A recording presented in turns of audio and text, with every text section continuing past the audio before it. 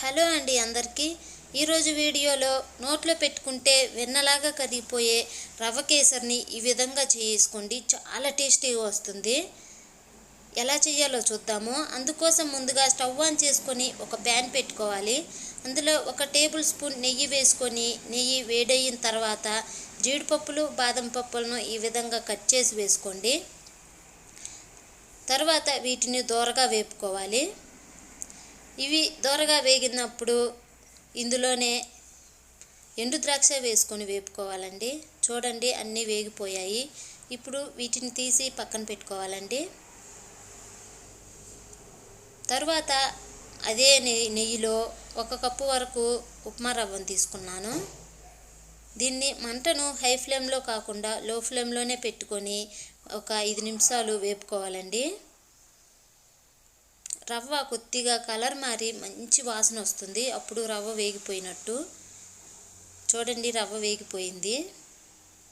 ఇప్పుడు ఇందులోనే 1 కప్పు రవ్వకు 3 కప్పుల వరకు నీళ్లు పోసుకోవాలి. 3 కప్పుల నీళ్ళు అయితే కరెక్ట్గా సరిపోతాయండి. ఈ విధంగానే ఉండలు కట్టకుండా కలుపుకుంటూ ఈ రవ్వ దగ్గర పడనివ్వాలండి. చూడండి దగ్గర పడిపోయింది. ఇప్పుడు ఇందులోనే 1 కప్పు రవ్వకు 1 కప్పు చక్కెర వేసుకుంటున్నానండి. మీకు కొద్దిగా ఎక్కువ కావాలంటే తీపి కోసం ఇంకొద్దిగా ఎక్కువైనా చక్కెర వేసుకోవచ్చండి.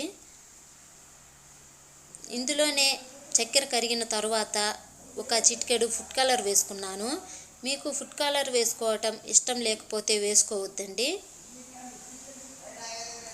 చివరిగా ఇందులోనే ముందుగా వేయించి పెట్టుకున్న డ్రై ఫ్రూట్స్ వేసుకొని ఒక 5 నిమిషాలు కలుపుకోవాలండి. ఇలా అంతే, రవ్వ కేసరి రెడీ అయిపోయినట్టే. చూడండి ఎంత బాగా వచ్చిందో. చూస్తుంటేనే నోరూరిపోతుంది కదా. అలాగే టేస్ట్ కూడా చాలా అంటే చాలా బాగుంటుంది.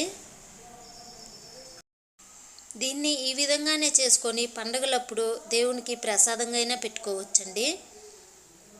ఈ వీడియో చివరి వరకు చూసినందుకు చాలా చాలా థ్యాంక్ యూ అండి అందరికీ. ఈ వీడియో మీకు నచ్చినట్లయితే ఇంకా మంచి మంచి రెసిపీస్ కోసం మన ఛానల్ని సబ్స్క్రైబ్ చేసుకొని ఒక లైక్ చేయడం మాత్రం మర్చిపోవద్దండి. ఇంకొక మంచి వంటకంతో మళ్ళీ కలుద్దామండి. థ్యాంక్ యూ అండి. బాయ్.